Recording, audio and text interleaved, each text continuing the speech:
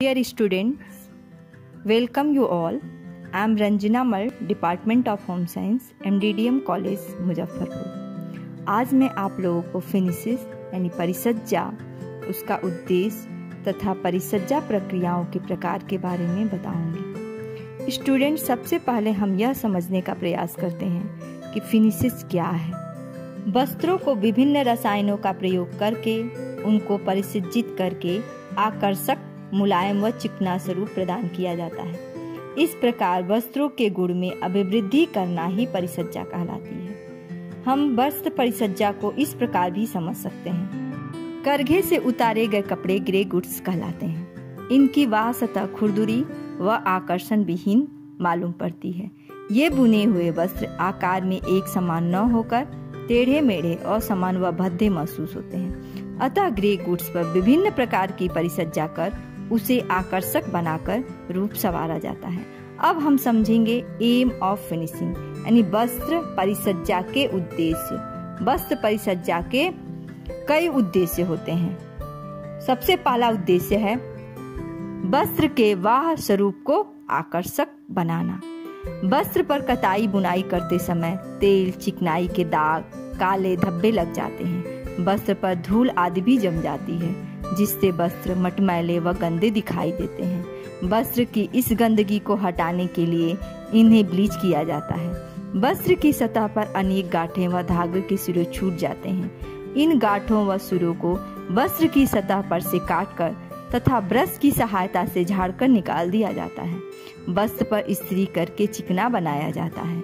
इस प्रकार वस्त्र के दोषों को हटाकर उसमें आकर्षण उत्पन्न करने के लिए विभिन्न परिसज्जाएं की जाती हैं। कभी कभी वस्त्र के दोषों को छुपाने के लिए उनकी सतह पर रोएं उठा दिए जाते हैं। प्रत्येक प्रारंभिक परिसज्जा का उद्देश्य यही रहता है कि वस्त्र किसी तरह का भी हो, वह स्वरूप सुंदर व आकर्षण दिखे। वस्त्र परिसज्जा का दूसरा उद्देश्य है वस्त्र की उपयोगिता व प्रयोजनशीलता बढ़ाना। कताई बुनाई की प्रक्रिया से जो वस्त्र उतरकर आते हैं वे बेजान बेडौल से होते हैं। उसमें कड़कपन व ताजगी नहीं होती है। ये वस्त्र उपयोग में लाने के उपयुक्त नहीं होते हैं। अब उन्हें जिस प्रयोजन के लिए भी प्रयोग करना है उसके अनुरूप गुण उत्पन्न किए जाते हैं, ताकि वे अपने प्रयोजन के अनुकूल काम सफलतापूर्वक कर सकें। ऐसे वस्त्रों को लंबा व सीधा करने के लिए टेंटरिंग प्रक्रिया की जाती है। मॉइस्चराइजिंग व सेंफोराइजिंग की प्रक्रिया द्वारा उसमें कड़कपन लाया जाता है।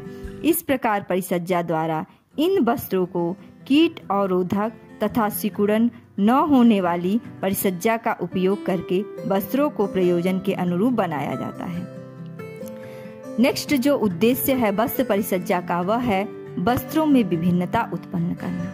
करघे से उतरने के बाद सभी वस्त्र प्रायः एक जैसे ही दिखते हैं। व्यक्ति इस प्रकार के एक समान वस्त्र देखकर उब जाता है।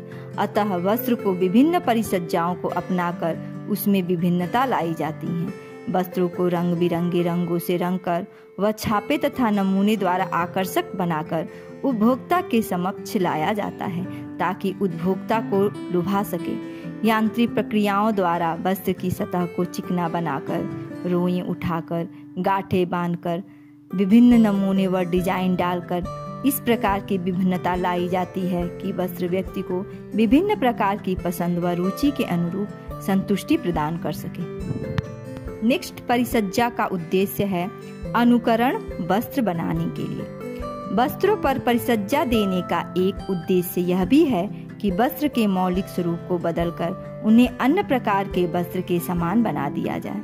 जैसे पॉपलिन को मॉइस्चराइज करके उसे रेशम के समान चमकीला बना दिया जाए, इसी प्रकार रुई के वस्त्रों पर रोएं उठाकर उन्हें ऊनी वस्त्रों के समान बना दिया जाए। नेक्स्ट उद्देश्य है वस्त्र को कड़ा करना व वजन बढ़ाना। करघे से उतरा वस्त्र ढीला ढाला व लुजलुजा सा प्रतीत होता है। इस वस्त्र में कड़कपन व स्थिरता लाने की आवश्यकता होती है। वस्त्रों पर कड़कपन माड़, गोंद आदि से लाया जाता है। तंतुओं के प्रकृति के अनुसार इन पदार्थों का चयन किया जाता है।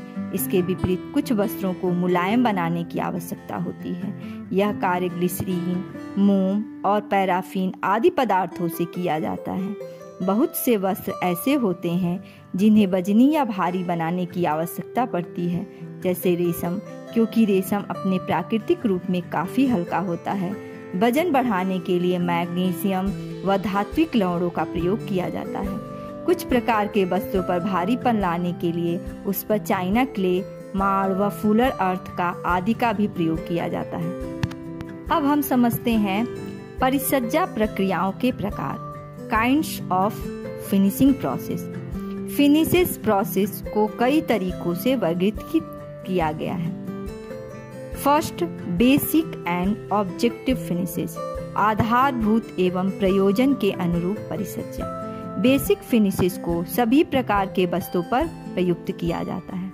वस्त्र को सीधा करना, उन पर इस्त्री करना, उन पर सफेदी लाना, रोएं व गांठें काटकर सतह को चिकना बनाना इत्यादि परिसज्जा बेसिक फिनिशेस के अंतर्गत आती हैं।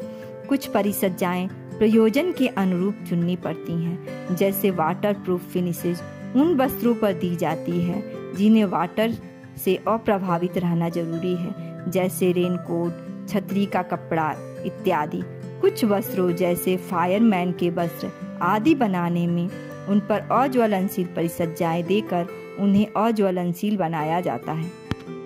सेकेंड है वेट एंड ड्राई फिनिशेस, आर्द्र और शुष्क परिसज्जाएं। जैसा कि नाम से स्पष्ट हो रहा है, जिन परिसज्जा प्रक्रिया में तंतु या वस्त्र आर्द्र स्थिति से गुजरता है उसे आर्द्र परिसज्जा कहते हैं, जैसे ब्लीचिंग। उसी प्रकार जिन परिसज्जाओं में शुष्क प्रक्रियाएं उपयोग में लाई जाती हैं उन्हें शुष्क परिसज्जा कहते हैं, जैसे ब्रशिंग, शेयरिंग एंड टेंटरिंग।